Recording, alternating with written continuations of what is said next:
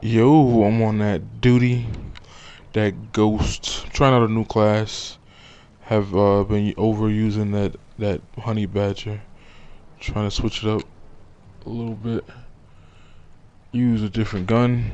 But we gonna talk about that banshee season 2 episode. I think it's episode 5. Team deathmatch. Time to work, Ghost Squad. We're in the lead. It's either episode 5 or 4. I can't recall right now. But basically, little spawn manipulation right here. Um, I think it was episode 4.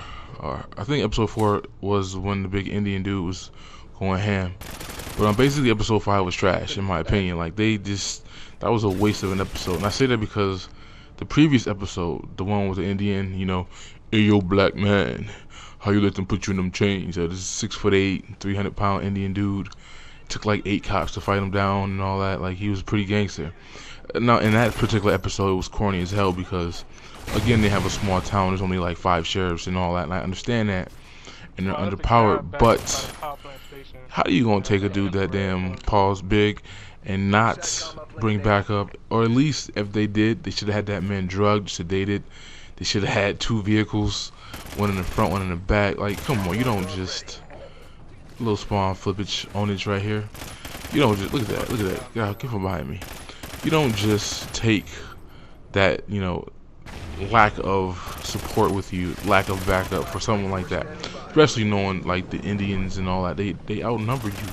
They didn't, so that was just corny to me too. But that whole episode was pretty good. Like it was in deep thought because they broke. It was just a good episode, right? And that's why I'm so disappointed in episode 5. I think that's what it got to be, episode 5. It was disappointing, yo.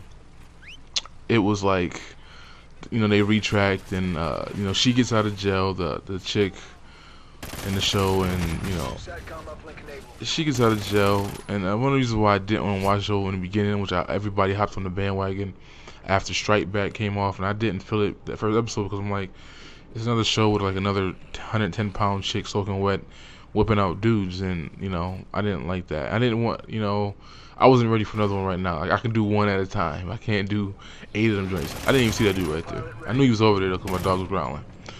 But this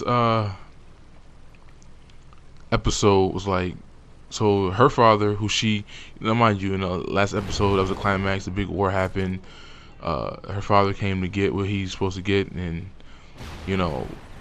she traded on the sheriff. She traded on the dude, her lover, boyfriend, ex-con boyfriend dude, and she set him up to get him caught. But he broke loose. But she ended up saving him, which was like confusing because like, I don't know, it's like back and forth. Like she could have killed her father a long time ago, but she didn't do it. Like when she broke in to tell him where he was at, she broke in, didn't sound no alarms, broke into his massively ridiculous mansion with all kinds of Russian bodyguards, but she got through all that and without a peep. Now mind you, her father wants to kill her because he stole her diamonds and left her and all that. And not just kill her, but kill her whole family, her kids and her husband. And it's like she knows this, but she was going to sacrifice the old dude for him. But that's still a risk. She didn't know that he would take that she didn't know if he's going to take that. The dude was coming at me hard. Chill, pause. She didn't know he was going to take that deal. So, her best bet was to kill him right then and there. But she didn't do that, whatever. So we got a whole war happening thing that went on. And they came after they found out where he was at to come get him. Which, again, I didn't understand either. Because, like, why would you go on camera knowing that people watch the news and you're wanted, by a syndicate crime Russian lord? That didn't make sense either, right? So there's a lot of inconsistencies, as you can see with this show, things that don't make sense, whatever. But I watch it anyways, right? And again, it has some great points. It's just this, and it has a lot of stupid stuff that happened. But this particular episode was like, so the father put out a hit, even though because he got again, the chick, she's like perfect shot and doesn't miss anybody. But all of a sudden, she doesn't kill him. Everybody else she shoots, she kills. He didn't die for some reason, or whatever. So he comes visit her while she's in prison, in a wheelchair, and he's like a known wanted criminal. But he gets to come visit her. Again, something off. But he puts a hit on her, right? So this is how the season breaks down. He puts a hit on her. They're walking around town and all happy and lovey-dovey, and like, all right, we're free, blah blah blah.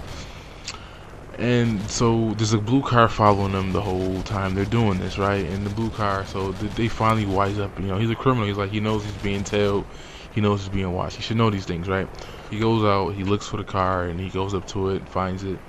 Then the chick who, owns the car, she comes out like, oh my God, what are you doing in front of my car? That type of nonsense. And he's like, man, I ran out of freaking bullets. He's like, oh, I just thought it was my friend's car. Now, the fact that she asked him to help him with the groceries after being appalled that he was looking at her car, that threw me off too. But what threw me off more, that had me hesitated for a moment, was like, yo, that's the chick, yo. She's just following you. The chick who's in that character is actually the assassin chick from Strike Back. She was Israeli hit woman, whatever, assassin, basically. That's what she was. That's the character role she played on Strike Back.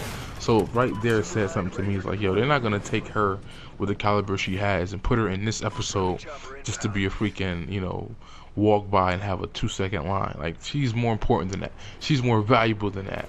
So that's kind of like threw me off. Like, that was kind of like, yo, that's her. And the fact that he fell for it was like, come on, dude.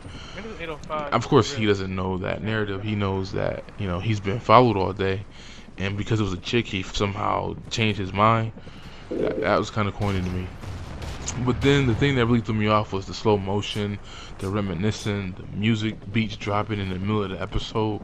Like, it's completely different than any other episode, which was like, what was this about? Like, and it's got me thinking if this might be the throwaway season, that they just do a bunch of flashbacks and all that nonsense, like deeper flashbacks to see what happened in the past and before, because that episode was just trash. Like, coming from the episode previously where you had like a war between the Amish and the Indians and the police, like, that episode was crazy, even though it had its flaws. But to go to this next episode, it was just so slow and boring.